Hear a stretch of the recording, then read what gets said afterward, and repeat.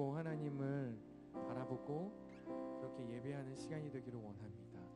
하나님께서 오늘 우리 저녁 한 분 한 분에게 위로를 주실 것이고, 또 오늘 나라에 큰 사건이 포항에서 있었는데 또 그런 하나님의 위로가 한 분 한 분에 있길 함께 우리 기도하는 마음으로 하나님을 찾고 부르고 기도하며 나가기 원합니다. 우리 모두 함께 잘 일어나셔서 전능하신 하나님을 찬양하며 나가겠습니다.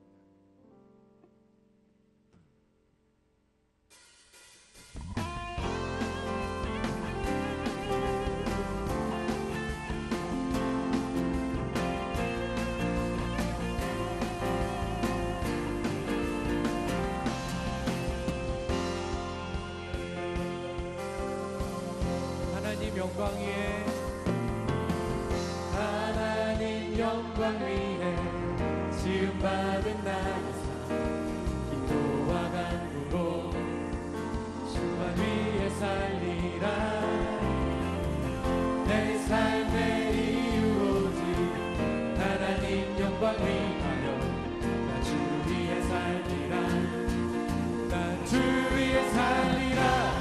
목소리 높여서 내 모든 마음으로 전능하신 하나님을 찬양합니다. 목소리 높여서 내 모든 마음으로 위대하신 하나님을 경배합니다. 태초의 하나님, 태초의 하나님, 천지를 창조하시고 도시리에 존거라 다스리라 하셨네. 하나님 형상대로 사람을 빚으사 도시리에 존거라 도시리에 존거라. 목소리 높여서 내 모든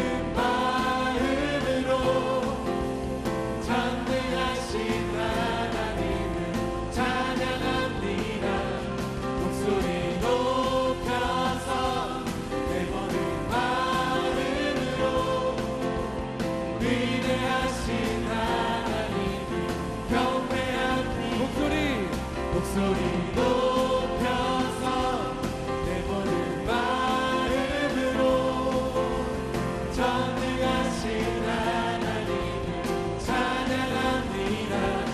목소리 높여서 내 모든 마음으로 위대하신 하나님을 경배합니다.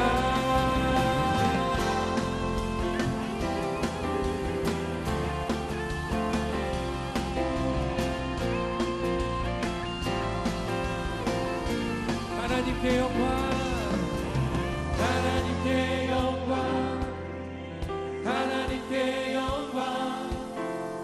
나의 삶의 이유 오직 하나님께 영광, 하나님께 영광, 하나님께 영광.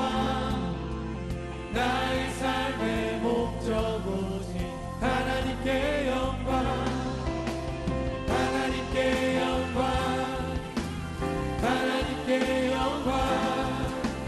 나의 삶의 이유 오직 하나님께 영광, 하나님께 영광, 하나님께 영광. 나의 삶의 목적 오직 하나님께 영광. 목소리 높여서 내 모든 마음으로 전능하신 하나님 찬양합니다. 목소리 높여서 내 모든 마음으로 위대하신 하나님을 경배합니다. 목소리 높여서 내 모든 마음으로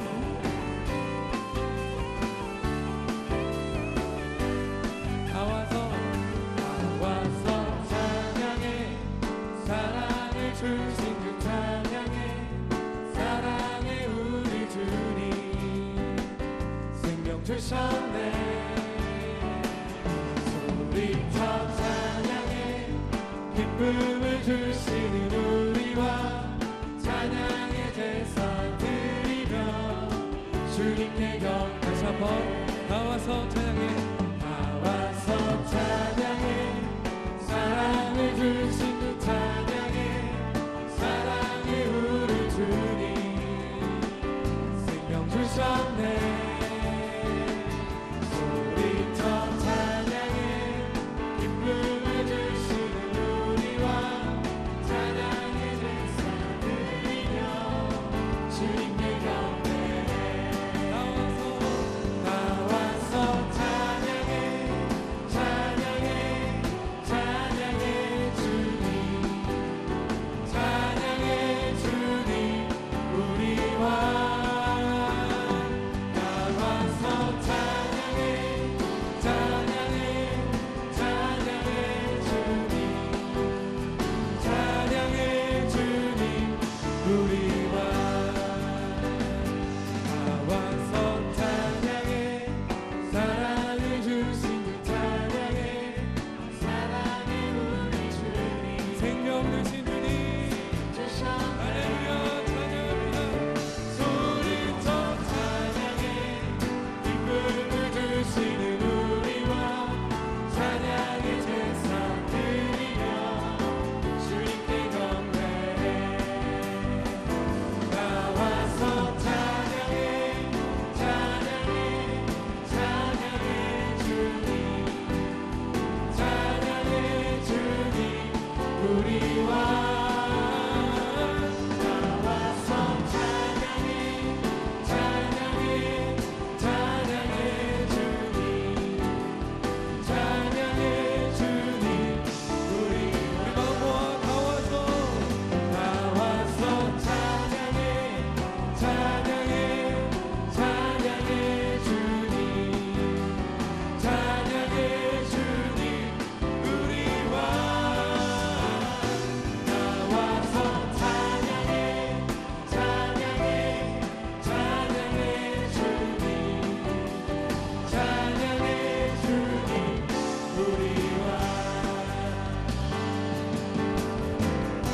주 예수의 이름 높이세 땅을 덮는 깃발처럼 모든 사람 진리를 보며 그 대신 주를 주 예수의 이름 높이세 땅을 덮는 깃발처럼 모든 사람 진리를 보며 그 대신 주를 알리 주 예수여 높임을 받으시옵소서 주 예수여 높임을 받으시 한 걸음씩 전진하며 이 땅을 정복해 가네 기도로 문이 삼으면 원수는 무너지리라 주 예수의 이름 높이세 온 땅을 덮는 깃발처럼 모든 사람 진리를 보며 그 대신 주 예수의 이름 높이세 온 땅을 덮는 깃발처럼 모든 사람 진리를 보며 그 대신 주를 알리 주 예수여 높임을 받으시옵소서 주 예수여 높임을 받으시 한 걸음씩 전진하며 이 땅을 정복해 가네 기도로 문이 삼으며 원수들 무너지리라 주 예수의 이름 높이세 땅을 덮는 깃발처럼 모든 사람 진리를 보며 그 대신 주를 주 예수여 높임을 받으시옵소서 주 예수여 높임을 받으시옵소서 주 예수여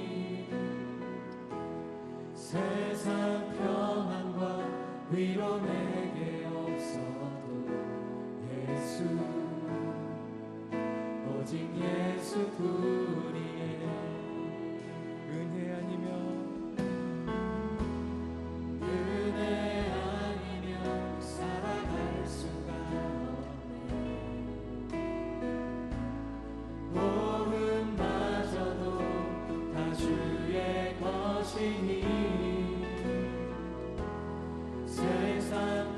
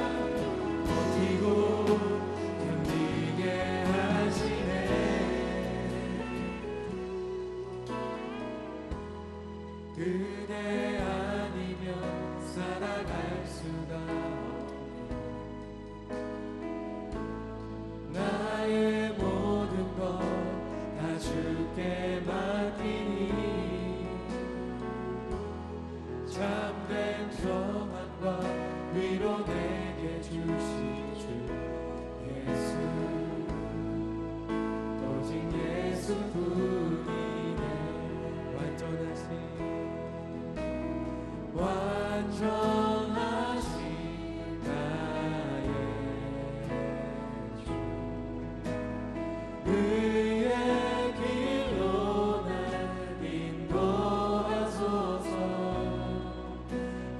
행하신 모든 일 주님의 영광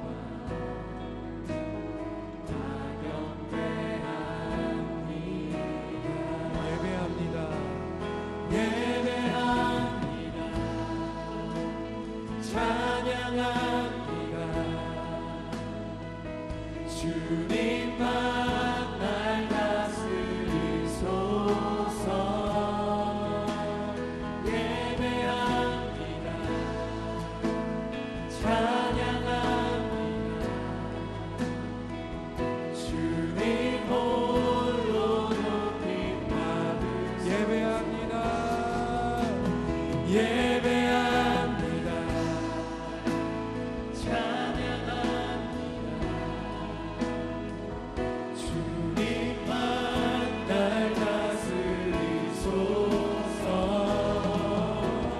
예배합니다. 찬양합니다.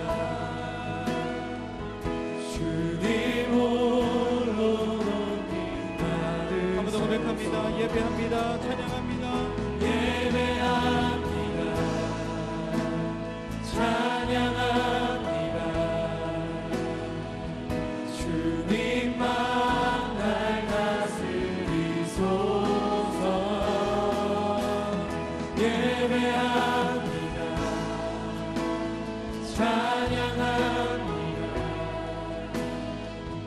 주님 홀로 높임 받으소서. 이 시간 함께 기도하며 나가기를 원합니다. 기도하실 때 하나님 찬양으로 고백한 것처럼 우리가 주의 은혜 아니면 한순간도 살아갈 수 없습니다. 그 하나님께 예배하는 삶 되게 하시고 그 하나님의 은혜를 간구하는 삶 되게 하시고 주님만 경배하며 높이는 우리의 삶이 될 수 있도록 주님 우리 삶 가운데 하나님의 은혜를 허락하여 주시옵소서. 주의 은혜를 간구하시면서 이 시간 주님 앞에 우리의 마음을 드리며 함께 기도하며 나가도록 하겠습니다. 함께 기도합니다. 살아계신 하나님, 이 시간 주님 앞에 기도하며 나갑니다. 하나님, 우리가 찬양으로 주님 앞에 고백했던 것처럼 하나님, 우리가 은혜 아니면 한순간도 살아갈 수 없는 연약한 존재임을 고백합니다. 우리의 모든 것이 주님께 맡겨져 있으며 우리의 모든 것이 주님의 것임을 고백하는 이 시간, 하나님 주의 은혜를 간구하며 나아갈 때에 주님을 예배하는 삶이 되게 하여 주시고 주님을 경배하는 삶이 되게 하시고 주님만 높이는 우리의 삶이 되게 하여 주시옵소서. 주님만 경배하며 나아가길 원합니다. 주님만 예배하며 살아가길 원합니다. 그 주님께서 우리의 삶을 다스려 주시며 그 삶 가운데 필요한 하나님의 은혜를 공급하여 주시옵소서. 하나님, 우리가 주님과 목이 마른 사람 되기를 원합니다. 주님의 은혜에 갈망하는 사람 되기를 원합니다. 주님의 은혜를 주님 목마른 사람이 되기를 원하오니 목마르고 갈망하는 그 시간들 가운데 하나님의 은혜를 이 시간 부어주시고 우리의 목마름과 그 영혼의 주님께서 부어주시는 그대로 말미암아 해가 안 받을 수 있도록 하나님, 우리의 주님이 다시 한번 풍성한 은혜를 받아들 수 있도록 하나님 역사하여 주시옵소서. 그 주님을 향하여 예배하는 이 시간, 그 주님 앞에 경배하며 나가는 이 시간, 하나님께서 각 사람 가운데 은혜를 더하여 주시고 주님을 예배하는 주님을 만나는 그 시간이 될 수 있도록 하나님 은혜를 더하여 주시옵소서. 주님만 찬송합니다. 주님만 높이기를 원합니다. 하나님 함께하여 주시고 주의 은혜를 우리 가운데 허락하여 주시옵소서. 주님을 만나기를 원합니다. 이 시간 말씀 가운데 하나님 은혜를 더하시고 주의 역사를 경험할 수 있도록 주의 은혜를 더하여 주시옵소서. 하나님 함께하여 주시옵소서. 주의 은혜를 부어 주시옵소서. 살아계신 하나님, 주님의 은혜 없이는 단 한순간도 살아갈 수 없는 부족하고 연약한 존재임을 주님 앞에 겸손하게 고백합니다. 하오니 주님, 주님의 은혜에 목말라하며 주님의 은혜에 배고파하는 우리 인생 가운데 하나님의 은혜를 끊임없이 허락하여 주셔서 그 주님의 은혜로 말미암아 풍성한 삶을 살게 하여 주시고 그 주님 때문에 만족하는 인생 되게 하여 주시고 그 주님만 바라보는 삶이 될 수 있도록 주님 역사하여 주시옵소서. 그 주님 앞에 예배하며 나아가길 원합니다. 그 주님을 높여드리길 원합니다. 그 주님 앞에 경배하는 삶 되기를 원하오니 주님, 우리 삶 가운데 예배의 대상이 되어주시며 우리 삶의 이유가 되어주시며 우리 삶의 목적이 되어주시옵소서. 주님을 사랑합니다. 주님만 높여드립니다. 주님을로 영광받아 주시옵소서. 모든 것 감사드리고 살아계신 예수님의 이름으로 기도합니다. 아멘. 아멘. 아멘. 수요일에 워십 오신 여러분들 환영하고 축복합니다. 오늘 함께 말씀 나누도록 하겠습니다. 오늘 우리에게 주시는 하나님의 말씀은 여호수아 10장 1절에서 10절까지 말씀입니다. 여호수아서 10장 1절에서 10절까지의 말씀을 여러분이 한 절씩 교독하도록 하겠습니다. 여호수아 10장 1절에서 10절입니다.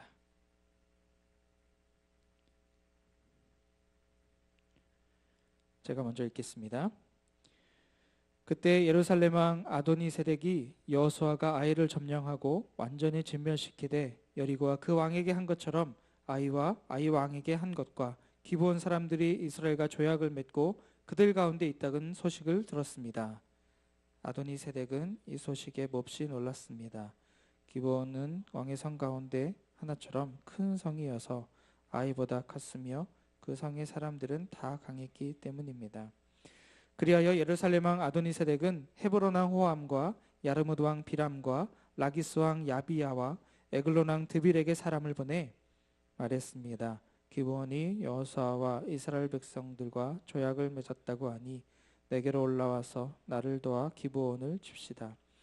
그러자 아모리 사람의 다섯 왕 곧 예루살렘 왕과 헤브론 왕과 야르뭇 왕과 라기스 왕과 에글론 왕이 힘을 합해 모든 군대를 거느리고 올라와 기브온에 대항해 진을 치고 싸움을 걸어왔습니다. 기브온 사람들은 길갈 진영에 있는 여호수아에게 사람을 보내 말하기를 주의 종들을 그냥 버려두지 마시고 급히 우리에게 올라와 구원하고 도와주십시오. 산지에 거하는 아모리 사람의 모든 왕들이 우리를 치기 위해 모여 있습니다. 그러자 여호수아가 모든 군사들과 모든 용사들과 함께 길갈에서 올라갔습니다. 여호와께서 여호수아에게 말씀하셨습니다. 그들을 두려워하지 마라. 내가 그들을 내 손에 넘겨주었으니 그들 가운데 한 사람도 너를 당해낼 자가 없을 것이다. 그리하여 여호수아가 길갈에서 밤새워 행곤에 가서 불시에 그들에게 들이닥쳤습니다. 여호와께서는 이스라엘 앞에서 그들을 혼란에 빠뜨려 기브온에서 그들을 대대적으로 살려가셨고 베토론으로 올라가는 길을 쫓아 아세가와 막게다에 이르러 그들을 치셨습니다. 아멘. 오늘 말씀에 여리고와 아이성이 점령된 이후에 새롭게 기브온과 또 가나안 남방 연합에 대한 그 전쟁의 소식을 통해서 하나님께서 우리에게 어떤 말씀을 하시는지 우리가 그 안에서 하나님의 음성을 듣기를 원합니다. 오늘 함께 읽은 여호수아 10장의 말씀, 특별히 1절에서 5절까지의 말씀을 보시면 그 안에 한 인물이 등장합니다. 바로 예루살렘 왕 아도니세덱이라는 사람입니다. 아도니세덱 왕이죠. 이 사람이 주동이 되어서 가나안 남부 동맹이 결성되는 사건이 언급이 되고 있습니다. 기브온 인근에 위치하고 있는 예루살렘 왕 아도니세덱이 이 이스라엘 백성들이 가나안을 점령하려고 침투해 오는 이 상황 속에서 중심을 잡아야 하는, 중심 세력을 귀합해야 되는 기브온이 이스라엘과 결탁을 해서 이스라엘에 항복을 해서 화친을 맺은 사실에 굉장히 두려움을 느끼게 됩니다. 왜냐하면 성경에 나와 있는 것처럼 이 기브온이 굉장히 강한 성이었었기 때문에 이 성이 무너지게 되면 다른 연합이 끊어지는 위험한 상황이 되기 때문에 지금 이 상황 속에서 굉장히 위기의식을 느끼게 된 거죠. 그래서 이 아도니세덱 왕이 남부에 있는 가나안 남부 지역에 있는 다섯 왕과 함께 동맹을 맺기 시작합니다. 그 지역들이 이랬죠. 성경에 나와 있는 대로 헤브론과 야르뭇과 라기스와 에글론, 이 가나안 남방의 주요 성읍들입니다. 가나안 남부 지역에 있는 아주 강력한 중심이 되는 그런 성들이죠.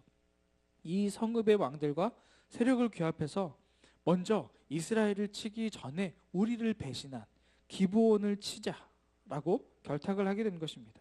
그리고 나서 이 기브온을 무너뜨리고 나서 그 다음에 이스라엘을 무찌르자라는 그런 생각을 갖고 있었던 겁니다. 바로 1절에서 5절까지의 내용이 그런 것이었다면 6절에서 15절까지의 말씀에서는 이런 절박한 위기를 느낀 이제 기브온의 입장에서는 이 남방의 5 연합군이 자기를 쳐들어올 것이라는 것을 알게 된 이 기브온이 위기의식을 느끼고 절박한 상황 가운데서 원군 요청을 하게 되죠. 바로 이스라엘을 향해서 화친을 맺은 이스라엘을 향해서 지금 가나안 땅을 점령하기 위해 침투하고 있는 가장 무서운 존재들인 이 이스라엘을 향해서 원군 요청을 하게 됩니다. 이 원군 요청을 받은 이스라엘은 기브온의 요청에 따라서 출전을 하게 되고요. 그래서 가나안 남부 지역 정복 전쟁이 아주 자연스럽게 전개되고 또 시작되는 그런 내용들을 우리에게 보여주고 있습니다. 이 이스라엘은 벳호론에 오르는 비탈길에서 또 아이론 골짜기의 그 내리막길을 따라서 남부 동맹군을 추격하면서 계속해서 승리를 하게 됩니다. 우리가 함께 보지는 않았지만 그 뒷부분을 보시면 이 과정에서 하나님께서 우박을 내리십니다. 그래서 이스라엘의 그 적군들을, 그 수많은 적군들을 하나님께서 그 우박을 통해서 대적해 주시고 또 해와 달이 멈추는 사건도 나오게 되죠. 우리의 생각으로는 상상할 수 없는 아주 초자연적인 이적을 통해서 하나님께서 이스라엘 백성들에게 승리를 주시는, 그래서 단순히 쫓아가면서 정복을 차근차근 이루어가는 것뿐만 아니라 이 남부 지역을 완전히 무너뜨리는 그 승리를 하나님께서 완전히 굳혀주시는 그런 일들이 벌어집니다. 결국에 이스라엘의 입장에서 보면 하나님의 이런 아주 주관적인 개입, 하나님의 정권적인 이 개입을 통해서 가나안 남부 동맹군에 대해서 아주 큰 승리를 거두게 됩니다. 만약 이스라엘이 기브온을 점령하고 이후에 이 성들을 차근차근 정복해 나가는 순서를 밟았다면 아마 꽤나 오랜 시간이 걸렸을 겁니다. 하지만 이 기브온의 화친을 맺는 것, 그리고 남부의 그 5개의 성읍들이 함께 연맹을 해서 이스라엘에게 도전을 했던 이 사건을 통해서 오히려 가나안을 점령하는데 오히려 순탄한 길이 열리게 된 그런 사건이라고 볼 수 있죠. 지금 오늘 이 말씀 안에서 우리가 좀 눈여겨보아야 할 것이 바로 이 기브온이라는 바로 그 사람들입니다. 우리가 앞에서 본 것처럼 기브온은 이스라엘과 화친을 맺었습니다. 말씀드린 대로 이 기브온은 당시에 굉장히 강한 성이었습니다. 당시 베델이나 성경에 있는 것처럼 아이 성보다도 훨씬 크고 강력했다라고 2절 말씀에 나옵니다. 이 기브온이 가나안 땅의 중심부에 있습니다. 그러니까 허리를 담당하는 거죠. 그래서 이 가나안을 위아래로 나누는데, 남과 북으로 나누는 데 있어서 결정적인 기준이 되는 것이 바로 이 기브온입니다. 그러니까 이 기브온이 우리나라로 치면 마치 그런 것 같습니다. 6.25 전쟁 때 인천 상륙작전 같은 그런 느낌이라고 생각하시면 됩니다. 여기가 점령이 어떻게 되느냐, 누가 여기를 점령하느냐에 따라서 전쟁의 판도가 완전히 달라지는 거죠. 기브온이 점령되면 남과 북 가나안의 연합이 한 번에 허리가 잘리는 상황이 되는 겁니다. 그러니까 이들이 연합할 수 없게 되는 거죠. 그러니까 기브온이 이스라엘과 화친을 맺어버리니까 남쪽과 북쪽이 연합이 될 수가 없는 상황에 남쪽 연합만 꾸려서 이 기브온을 공격하기로 했던 것입니다. 그러니까 전략적으로 굉장히 중요한 지점에 있는 것이 바로 이 기브온입니다. 그러니까 이 기브온이 항복을 하게 되니까 이 가나안 족속들에게 위나 아래나 모두에게 굉장히 치명적인 상황이 된 것입니다. 이 기브온이 이스라엘에게 항복을 함으로 말미암아 화친을 맺었지만 어쨌든 종속관계가 맺어지게 되는 것이고 이스라엘의 관할 하에, 통치 하에 있게 되는 것입니다. 이 기브온이 그렇게 이스라엘과 화친을 맺어서 이스라엘의 관할하에 들어가게 되고 이들에게 굉장히 위치적으로 또 여러 가지 상황적으로 굉장히 위협적인 상황이 됐을 때 가장 그것을 치명적으로 느낄 수밖에 없었던 것이 오늘 성경에 나오는 예루살렘이었습니다. 기브온에서 굉장히 가장 가까웠던 성이었기 때문에 이 기브온이 적에게 함락됐다는 것은 이 예루살렘에게는 굉장히 위태로운 심각한 상황이 됐던 것입니다. 그렇기 때문에 이 모든 남방에 있던 가나안 남쪽에 있던 성읍들 중에서 이 예루살렘 왕 아도니세덱이 이렇게 먼저 주도적으로 나설 수밖에 없었던 것은 기브온 옆에 있었기 때문에 이 위급한 상황에 이것을 빨리 모면하기 위해서 먼저 앞장서서 이 일을 주도했던 것입니다. 이 아도니세덱이 자신이 속한 아모리 족속의 다른 지역 성읍들, 아까 말씀드렸던 그 5개의 성읍들이 군사동맹을 맺게 되고 이스라엘을 대적하기에 앞서 먼저 배신자였던, 그리고 가나안 땅에 있어서 가장 중요한 지점에 있는 이 기브온을 응징하려 했던 겁니다. 그래서 이것을 통해서 자신이 갖고 있었던 어떤 위험 요소를 좀 제거를 하고 이스라엘에게 대항하기 위한 어떤 교두보로, 발판으로 삼으려고 했던 거죠. 이런 상황 속에서 기브온이 아까 말씀드린 대로 구원 요청을 이스라엘에게 하게 됩니다. 자신들의 힘만으로는 이 상황을 타개할 수 없었기 때문에 가장 강력한 자신들과 화친을 맺고 있는 이스라엘에게 도움을 요청하는 건 어떻게 보면 아주 당연한 일이죠. 이 구원 요청을 받고 출전한 이스라엘이 하나님의 초자연적인 역사를 통해서 아모리 족속의 동맹군을 격파하고 대승을 거둡니다. 여기서 기본의 구원 요청이나 이스라엘의 출전은 아까 말씀드린 대로 그러니까 정복하고 다스림을 받는 어떤 종주권 계약에 의해서 이것이 가능하게 된 겁니다. 그러니까 요청을 한다고 해서 굳이 나갈 일이 없는 것 아니냐? 그럴 수 없다는 겁니다. 이 양자 간의 계약을 맺은 겁니다. 우리를 보호해줘. 우리는 그러면 너희들에게 그에 달하는 무언가를 바치겠어. 라는 계약이 성립되어 있는 겁니다. 그러니까 이 다스리는 나라의 입장에서 주권 국가에서는 반드시 자기가 다스리고 있는 종속국을 보호해야 할 책임이 있습니다. 책임감이죠.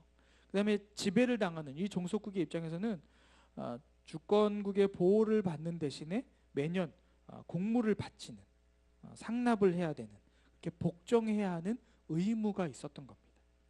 그러니까 보호해야 할 책임과 상납하고 보호를 받고 복종해야 할 의무가 있었던 겁니다. 이 둘의 이런 관계 속에서 기브온은 이스라엘에게 출정 요청을 했던 것이고 이스라엘은 그것을 듣고 당연히 이들을 보호하기 위해 전쟁에 나가야 되는 상황이었다는 거죠. 이것은 눈에 보이는 어떤 역사적인, 상황적인, 문화적인 것뿐만 아니라 이 이스라엘이 전쟁에 나간 것은 단순히 이런 어떤 계약 관계, 또 전쟁의, 또 지배와 피지배의 어떤 관계뿐만 아니라 그것은 더 큰 관점에서 볼 때 하나님의 섭리이기도 했습니다. 아까 말씀드린 대로 하나님께서 이 기회를 통해서 가나안의 그 남부 지역을 이스라엘이 점령하는 어떤 결정적인 출발점으로, 결정적인 계기로 만들어 주신 거죠. 이런 일이 일어나게 된 더 근본적인 배경이 있습니다. 오늘 보지는 않았는데요, 바로 9장에 나오는 말씀입니다. 기브온이 어떻게 이스라엘과 화친을 맺게 되었는가라는 부분이죠. 지금 제가 여기까지 말씀드린 것을 보면 이스라엘이 가나안 땅을 온전히 점령해야 되는 상황 속에서 진멸전 내지는 그것에 대한 온전한 정복 전쟁을 해야 되는데 이 기브온과 화친을 맺어서 그 이방 민족이 자신들의 땅 안에서 함께 거주하게 만드는 결정적인 실수, 결정적인 요인이 되었다라는 겁니다. 분명히 하나님께서 가나안 땅을 주실 때 그 땅을 완전히 정복하고 거기 있는 거민들을 싹 몰아내는 겁니다. 그래서 온전히 이스라엘 백성들이 살 수 있는, 그들이 다스리는 땅으로 만드는 것이었죠. 그러나 이스라엘 백성들은 이 기브온과 화친을 맺는 것을 통해서 당장은 어떤 좋은 관계가 될 수 있을지 모르겠지만 나중에 결국 이 기브온 사람들로 인해서 이스라엘이 겪게 될 많은 문제가 바로 여기에서부터 시작된다는 겁니다. 자, 그럼 과연 여호수아서 9장에 어떤 일들이 일어났기에 기브온과 이스라엘이 화친을 맺고 동맹을 하게 되었는지 잠깐 살펴보도록 하겠습니다. 이 기브온은 아까 말씀드린 가나안 땅의 중심부에 있었습니다. 근데 단순한 중심부가 아니라 가나안의 그 산 위에 있는 산악 요새였습니다. 굉장히 강하죠. 산 꼭대기에 있는 요새다 보니 밑에서 침투하기가 굉장히 어려운 강한 요새의 형태를 띠는 성이었습니다. 그러니까 이 기브온 사람들은 이스라엘의 입장에서 봤을 때 가나안을 점령하는 그 행군에 있어서 굉장히 두려움을 주는 요인이었습니다. 그냥 평지에 있는 어마어마한 성이 아니라 저 높은 산 꼭대기에 있는 어마어마한 요새입니다. 산 위에 있으면 요새가 아니더라도, 성이 아니더라도 공격하기가 쉽지 않죠. 아시다시피 밑에서 위를 공격하는 것은 굉장히 어려운 일입니다. 근데 그 요새가 너무나도 강력한 요새로 구축되어 있는 것. 그래서 이스라엘 백성들이 언젠가는 한번 이곳을 점령해야 되는데 그것을 지나면서 참 두려운, 아주 눈에 가시 같은 그런 애매한 그런 존재였던 겁니다. 근데 참 아이러니하게도요, 반대로 이 기브온 사람들은 이스라엘 백성들을 향한 마음이 이랬습니다. 여리고성 무너뜨렸죠. 아이성을 점령했습니다. 그 요단강을 건너서 그 입구에 있는 성부터 차근차근 점령해 나가는데 그 점령의 속도가 너무나도 빠른 겁니다. 그리고 거기에서 전쟁을 하면서 그 성 안에 있던 사람들이 아주 비참하게 몰살당했다는 소식이 들려왔습니다. 그 소식을 듣고 두려웠습니다. 자신들의 위치가 훨씬 우월한 선점되어 있음에도 불구하고 지금까지 이스라엘 백성들이 가나안을 어떻게 점령해 들어오고 있는지를 그 소식을 듣고 마치 그 라합이 정탐꾼들에게 고백한 것처럼 이들의 정복 소식을 듣고 이들이 굉장히 두려워하고 있었다는 겁니다. 아이러니하죠. 이스라엘도 이 기브온 성을 보면서 두려워했고 기브온도 이스라엘 사람들을 보면서 두려워했습니다. 서로 두려워하는 입장이었죠. 근데 이 기브온 사람들이 이 상황에서 먼저 발빠르게 대처를 하기 시작합니다. 기브온 사람들이 이스라엘과 무력으로 전쟁을 통해서 이것을 어떻게 승리를 한다거나 뭔가 타협을 하는 것은 굉장히 어렵다라는 것을 먼저 알아차렸습니다. 그래서 그렇게 판단을 하고 이 사람들은 속임수를 쓰기로 작정을 했습니다. 성경에 그런 표현들이 나옵니다. 그들이 헌옷을 걸치기 시작합니다. 몇 명의 군인들이, 몇 명의 사람들이 헌옷을 걸치고 마르고 곰팡이가 난 빵을 아주 낡은 자루에 담아서 짐승에 싣고 그리고 찢어진 가죽 부대를 당나귀에 걸치고 가서는 여호수아와 이스라엘 백성에게 상호 불가침 조약을 맺자, 이 동맹 계약을 맺자고 하게 된 것입니다. 아주 남루한 복장을 한, 아주 오랜 시간 여행을 한 것 같은 지치고 피곤한 어떤 싸우려는 의지나 어떤 힘조차도 없어 보이는 아주 무기력한 사람의 모습으로 이스라엘 앞에 나타난 겁니다. 그리고 우리와 전쟁을 하지 맙시다. 그러니까 누군지도 모른 채 우리가 이렇게 멀리서 불쌍하게 왔으니 우리는 힘없는 사람들입니다. 전쟁하지 맙시다. 서로 도우며 삽시다라고 이야기를 하게 된 거죠. 기본 사람들 머리가 너무 좋았습니다. 자신들의 의도와 뜻을 감추기 위해서 일부러 멀리에서 왔다고 속였습니다. 그리고 우리와 화친을 맺는 것이 이스라엘 입장에서는 너무 좋은 일입니다 라고 속이었던 거죠. 이스라엘의 입장에서도 매번 전쟁을 해 나가는 것이 굉장히 부담스러운 일이었습니다. 하나님께서 승리를 허락하시고 늘 승리를 해주셨지만, 승리를 안겨주셨지만 그 전쟁터에 나가서 육신적인 노력을 해야 되는, 수고를 해야 되는 것은 오롯이 이스라엘 백성들의 몫이었습니다. 피곤하고 힘들죠. 아무리 승리하는 전쟁이라도 매일매일 하면 그것이 얼마나 힘들겠습니까? 그래서 전쟁이 부담되는 이스라엘 백성들에게 이 사람들의 제안은 굉장히 솔깃한 것이었습니다. 전쟁을 하지 않고도 이들에게 승리할 수 있구나. 무슨 손자병법 이런 데서 보면 전쟁하지 않고 이기는 것이 더 효과적인, 더 훌륭한 전쟁이라고 말하지 않습니까? 그런 관점에서 본다면 이 전쟁은 굉장히 승리하는 어떤 전쟁의 한 일면이 될 겁니다. 더욱이 이스라엘이 철저하게 속을 수 있도록 동정심을 유발했고 현실적인 이익, 힘들이지 않고 너희들이 이런 것을 얻어갈 수 있다라는 어떤 현실적인 유익에 대한 그런 제안들, 이런 것을 통해서 이스라엘이 온전히 올바로 판단을 할 수 없게끔 그 판단력을 흐려놓았던 것입니다. 객관적으로 볼 수 없고 그냥 감정적으로, 그리고 당장 눈앞에 보여지는 어떤 유익이 있기 때문에 그것을 바라보면서 제대로 판단하지 못했던 거죠. 그들이 연출했던 것도 너무 뛰어났습니다. 곰팡이가 난 빵을 준비하고 찢어진 가죽 부대를 준비하고 다 달아 낡아빠진 신발을 준비하고 아주 거적대기 같은 남루한 옷을 입게 했던, 철저하게 준비된 이스라엘 백성들의 입장에서 이들의 모습은 굉장히 낯익은 모습이었습니다. 이스라엘 백성들은 가난함과 아주 오랜 여행, 그것의 피곤함과 그 지침과 무기력함이 무엇인지 이스라엘 백성들은 너무 잘 아는 사람들이었습니다. 출애굽할 직전에 애굽 땅에서의 긴 노예 생활, 그리고 광야에서 40년간의 그 방황하는 세월 속에서 긴 여행이 얼마나 힘든 것인지, 그리고 그 위험과 어려움 속에서 이것을 견뎌내는 그 고통이 무엇인지를 너무나도 잘 알았기 때문에 그들의 남루한 모습만 보고도 이미 마음이 흔들려서 제대로 볼 수 없었던 것이었습니다. 기브온 사람들도 바로 이것을 너무나도 잘 이용했죠. 이스라엘의 약점, 동정심을 일으키고 그들이 살아왔던 그 연생의 그 과정의 것을 이렇게 비슷하게 흉내냄을 통해서 우리와 당신과 우리가 비슷합니다. 우리의 고통 당신도 알죠. 나도 당신들의 고통을 압니다라는 이런 아주 교묘한 감정놀이를 통해서 기브온은 이스라엘에게 접근을 했던 겁니다. 사람이 어떤 사건과 상황을 판단할 때 그 근거가 되는 것은 오감을 통한 것입니다. 그렇죠? 보고, 듣고, 만지고, 냄새 맡아보고, 맛을 보고 판단하는 것입니다. 그래서 이런 것들은 우리가 바르게 판단하는 데 있어서 굉장히 중요한 요소입니다. 우리가 본 대로, 들은 대로, 말한 대로 듣게 되고 그렇게 우리가 평가하고 판단하지 않습니까?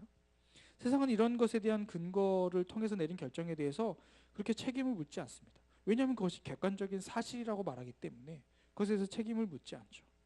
그러나 이스라엘 백성들이 이것을 통해서 판단을 할 때 실패했던 것은 바로 눈앞에 보이는 현상 그리고 당장 얻게 될 이익, 유익이라는 현실적인 것만 보았기 때문에 그렇습니다. 세상에서 볼 때 이 판단은 아주 적합한 판단이었습니다. 전쟁하지 않고 피 흘리지 않고 승리하는 것, 누군가를 죽이지 않고 승리하는 것, 그래서 전쟁을 하지 않고 유익을 얻어가는 너무나도 바람직한 모습이죠. 하지만 영적인 관점에서 볼 때 이스라엘 백성들의 실패는 바로 눈앞에 보이는 있는 그대로 바로 객관적으로 보았다는 그 사실이 이들의 실패의 요인이었다는 겁니다. 기브온 사람들의 외형적인 모습만 보고 그들이 했던 말만 듣고 잘못 생각하고 잘못 판단해서 결정을 했다는 것, 이것이 이스라엘 백성들의 큰 실패의 요인이었던 겁니다. 이스라엘 백성에게 있어서 가나안 정복의 이 과정들은 단순히 몸으로 경험할 수 있는 육신적으로 얻을 수 있는 축복들, 그러니까 뭐 땅이든지 뭐 정복을 하는 영토의 확장이라든지 어떤 재물을 갖는다든지 이런 것을 위한 전쟁이 아니었습니다. 그것은 부차적인 것이었고요. 훨씬 더 가나안 정복의 이 과정들은 훨씬 영적인 의미들이 많이 담겨 있는 전쟁이었습니다. 그러니까 눈앞에 보이는 현상들, 현실적인 무엇들, 지금 상황들 너머에서 벌어지고 있는 영적인 것들에 대한 전쟁이 벌어지고 있다라는 겁니다. 잘 알고 계시듯 우리의 삶에 있어서 물질만으로 이 세상이 돌아가지는 않습니다. 물질만으로 이 세상이 구성되어 있지 않죠. 이 세상 역시도 눈에 보이는 현상만으로 되는 것이 아닙니다. 우리에게는 정신과 영이 있습니다. 영혼이 잘된 같이 범사에 잘되기를 바라는 그 세상의 이치가 그리고 그 세상의 질서가 있다라는 거죠. 우리가 현실을 통해서 정확하게 판단하는 것, 미래를 염두에 두고 판단하는 것, 이 두 가지는 분명히 차이가 있습니다. 눈앞에 보이는 것만으로도 판단하는 것과 앞을 생각해서 염두에 두고 판단하는 것의 차이가 크다라는 거예요.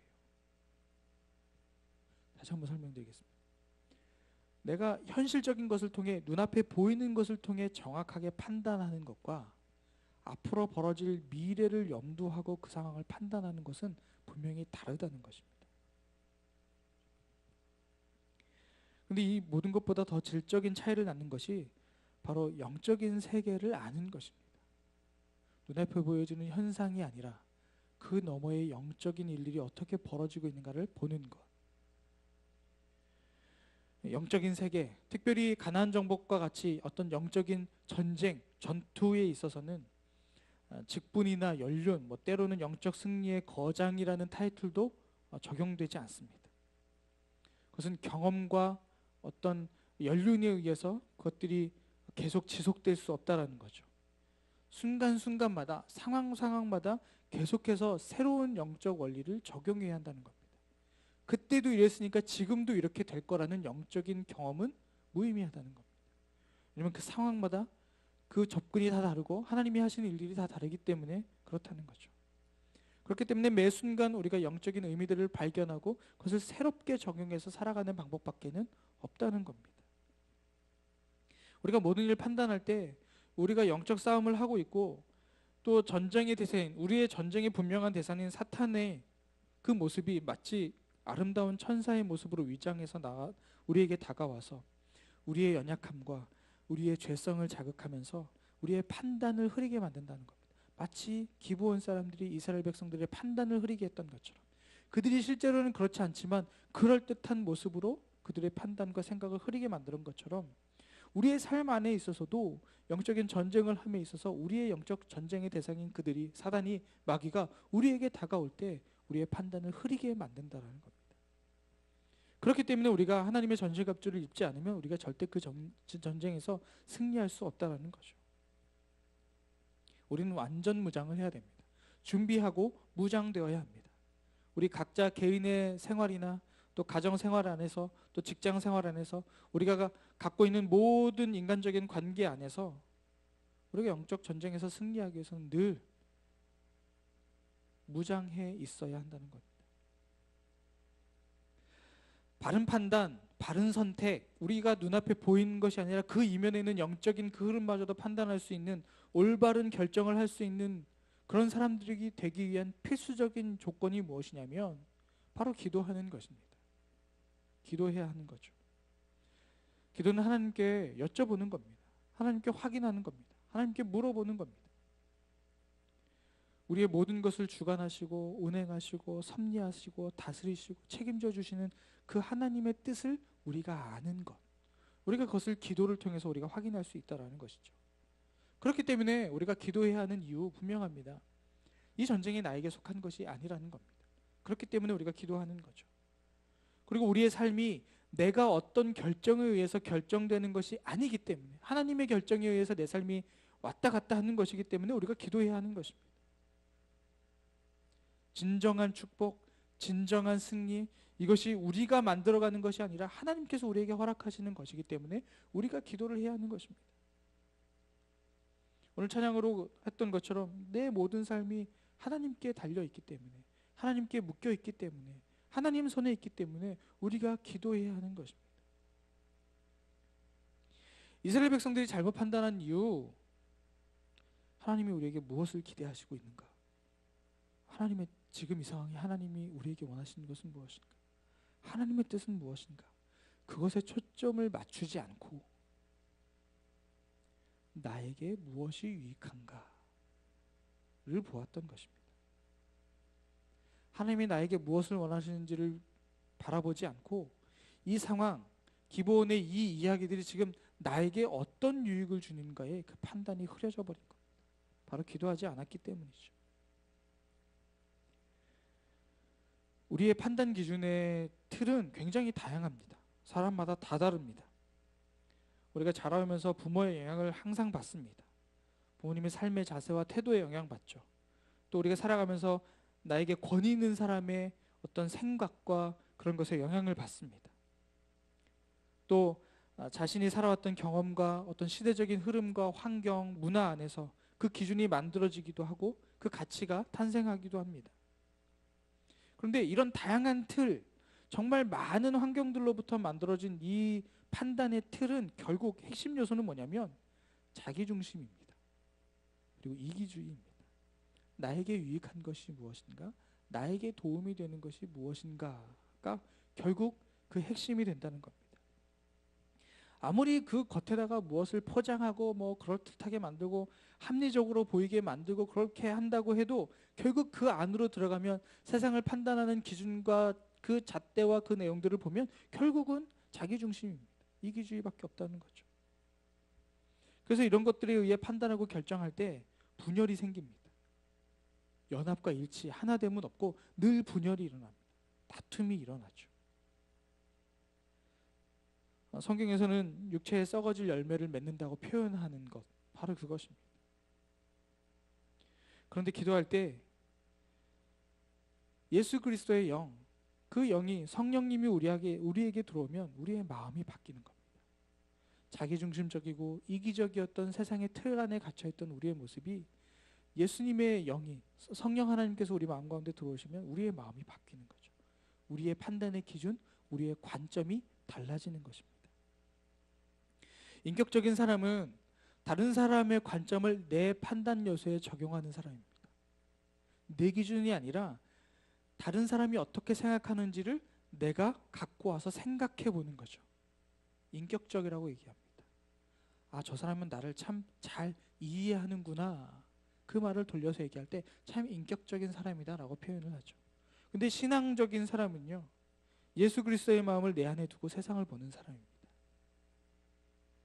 예수님의 눈으로 세상을 바라보는 것이고 예수님의 기준으로 세상을 판단하는 것이죠. 예수님의 영이 없으면, 그리스도의 영이 없으면 그리스도인이 아니라고 말했습니다. 내가 어떤 일을 하고 있기에, 교회 안에서 어떤 일을 하고 있기에, 내가 신앙생활을 얼만큼 해왔기 때문에 내가 하는 판단과 결정이 신앙적이라고 말할 수 있다는 것, 반드시 그렇게 성립되지는 않는 것입니다. 그렇게 믿는다면 잘못된 판단이겠죠. 그렇기 때문에 우리가 모든 일에 늘 기도해야 됩니다. 아주 진지하게 기도해야 하죠. 기도하지 않고 결정하면 우리는 우리 눈에 보기 좋은 대로 결정하게 됩니다. 그리고 그것을 바른 결정이라고 스스로를 속입니다. 세상에서는 그 결정을 향해서 탁월한 선택이다, 합리적인 결정이다, 아주 좋은 선택이라고 말할 수 있을 것 같습니다. 그러나 그 일 자체가 가지고 있는 본질적인 것은 결국 문제를 일으킬 수밖에 없는 거죠. 지금 당장은 굉장히 좋아 보일지 모르나 그 선택이 시간이 지나면서 결국 실패로 나타나게 된다는 겁니다. 오늘 우리가 이 말씀 안에서 가장 중요하게 여길 것은 바로 하나님의 뜻을 분별하는 겁니다. 이스라엘 백성들은 그 요단강을 건너면서 가나안 땅을 점령해가는 그 시점에 늘 하나님의 뜻을 분별하며 하나님 말씀대로 순종했습니다. 그러나 그 정복의 과정 안에서 기브온이라는 큰 성 앞에서 이스라엘 백성들은 하나님의 뜻을 분별하지 않았습니다. 자신의 유익을 따라 자신들의 눈에 보이는 대로, 그리고 합리적으로 세상에서 볼 때 좋은 판단과 평가를 내렸던 것이죠. 하나님께서 우리에게 이렇게 말씀하십니다. 내 생각과 너희 생각은 다르고 내 길과 너희 길은 다르다. 바로 이 하나님의 말씀을 우리가 기억해야 합니다. 함께 하나님의 일을 섬기고 나에게 주어진 삶을 살아갈 때에 하나님의 뜻을 분별하는 것이 우리의 삶에 있어서 가장 우선순위가 되어야 합니다. 과연 이 일에 하나님의 뜻은 무엇인가? 하나님의 뜻은 어디에 있는가? 이것을 먼저 찾아야 한다는 거죠. 우리 스스로는 부패하고 타락한 그 우리의 내면 때문에 우리 스스로, 우리 개개인의 어떤 힘으로는 진리의 길을 분별할 수 있는 능력이 없습니다. 그래서 우리가 우리 안에 계신 성령님을 의지해 하나님께 기도하는 것이죠. 하나님의 뜻을 분별할 수 있게 해달라고, 세상과 하나님의 뜻을 구별할 수 있게 해달라고 우리가 기도하는 것입니다. 하나님의 뜻을 분별하는 방법이 바로 기도입니다. 우리의 우선순위도 기도여야 하고 하나님의 뜻을 분별하는 방법도 기도여야 합니다. 말씀드렸지만 이스라엘이 기브온을 향해서 잘못된 판단을 내린 것은 바로 기도하지 않았기 때문입니다. 하나님의 뜻을 구하지 않았기 때문입니다. 성급하게 판단했죠. 그들의 자만심 때문이었습니다. 지금까지 승리해 오니까, 여리고 성도 승리하고 아이 성도 승리하니까 그 승리가 자신들 때문인 양 착각을 하고 우리가 잘 되고 있으니 우리의 판단이 옳은 것이야 라고 생각하며 섣부른 판단과 결정을 내려버린 것이죠. 이 자만심은 어떻게 보면 교만의 일종이라고 말할 수 있습니다.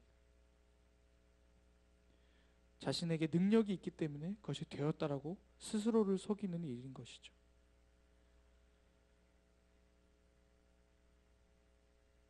이스라엘이 하나님의 명령 어기고 자신이 생각한 대로, 자신이 판단한 대로 결정한 것 때문에 그들의 인생 앞에서 앞으로 치르게 될 어떤 그 실패의 결과들이 얼마나 많이 있는지 우리는 성경 안에서 너무 자주 발견할 수 있습니다. 하나님의 뜻을 구하지 않기에 벌어지는 잘못된 결과들, 스스로 축복을 빼앗기고 잃어버린 선택을 하는 것입니다. 우리 인생 살아가면서 선택의 연속입니다. 매일매일 선택의 순간 가운데 있습니다. 아주 사소한 것에서부터 아주 중요한 결정까지 매일매일 매순간 우리는 선택을 하면서 살아갑니다. 우리의 현재, 우리의 지금은 과거의 어떤 선택의 결과입니다. 그리고 우리의 미래는 바로 오늘의 선택으로 연결될 것입니다. 문제는 나만 결정해서 내가 그렇게 되면 상관없는데, 나만 그렇게 되면 상관없는데, 한 사람의 결정이 한 사람의 미래를 결정지는 것만으로 끝나지 않는다는 겁니다. 내 결정으로 내가 잘못 판단해서 내가 이런 어려움을 앞으로 당하게 되면 그것으로 끝날 수 있는데, 한 사람의 결정이 자신의 미래만 결정하는 것이 아니라 주변에까지 영향을 미친다라는 것입니다. 내가 결정한 것이 그것과 관련된 가족들에게 영향을 미치게 되고 내가 속한 공동체에 영향을 주게 됩니다. 이 선택의 근거가 되는 것이 바로 분별력입니다. 분별하는 것. 모든 선택의 근거는 자기에게 주어지는 상황과 환경을 판단하는 분별력에 달려 있습니다. 이 분별에 따라서 우리의 삶의 태도와 자세가 달라지죠. 결정되기도 합니다. 사람들이 뭔가를 잘하기 위해서, 잘 살기 위해서 선택합니다. 내가 잘못돼야지, 나빠져야지, 실패해야지 이러면서 선택하는 사람은 없습니다. 모든 선택에 최선의 것을 간구합니다.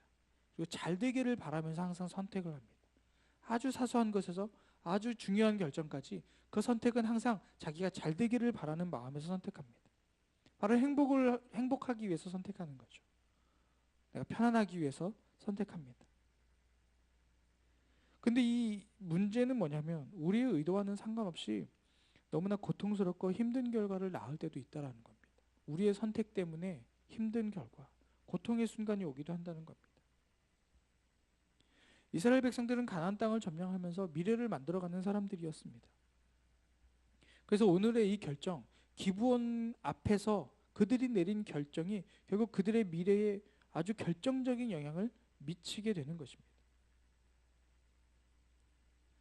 실패를 극복하면서 승리하며 가나안을 정복해가던 이스라엘이 가나안 족속 중에 하나인 기브온 족속에게 속임을 당하는 겁니다.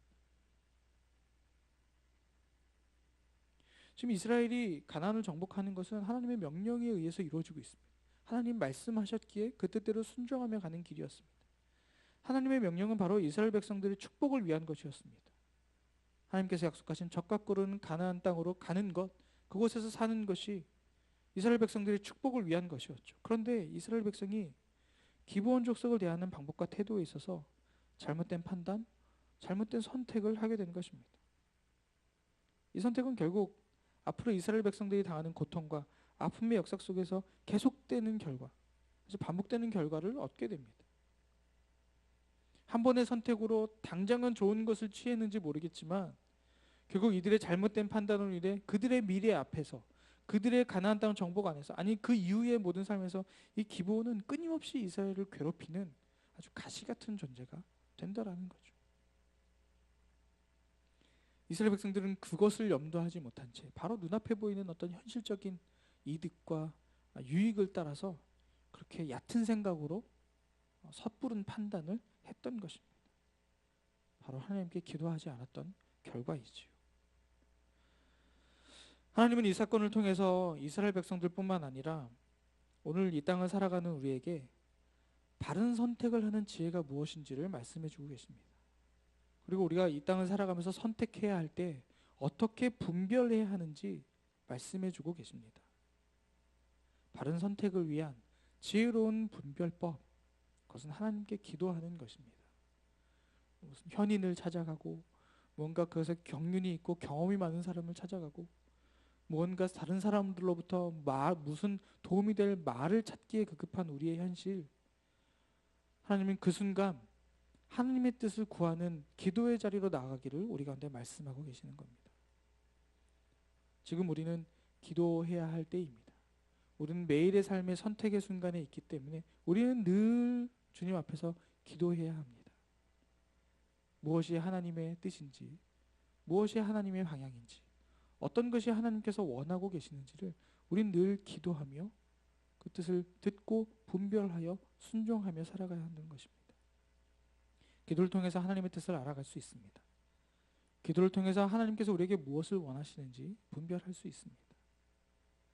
기도하지 않고 결정하면 당장은 좋아 보일지 모르나 그로 인해 벌어지는 우리 미래의 많은 어려움들, 그러니까 얕은 생각으로 판단하고 분별할 것이 아니라 내 생각대로 생각하는 것이 아니라 하나님의 생각으로 그것을 바라볼 수 있는 그 첫 출발점이 바로 기도라는 것, 그것을 기억하셨으면 좋겠습니다.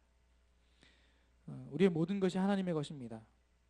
하나님이 모든 것을 하실 수 있지만 우리를 동역자로 삼으시는 이유, 그것을 깨달으면서 오늘 자기 중심으로 나의 이기적인 어떤 생각, 나의 욕심으로 잘못된 판단을 하게 되는 그런 일들, 잘못된 선택을 내리지 않도록 그렇게 기도하며 주님 앞에 나아가는 그런 저와 여러분의 삶이 되기를 주님의 이름으로 축복합니다.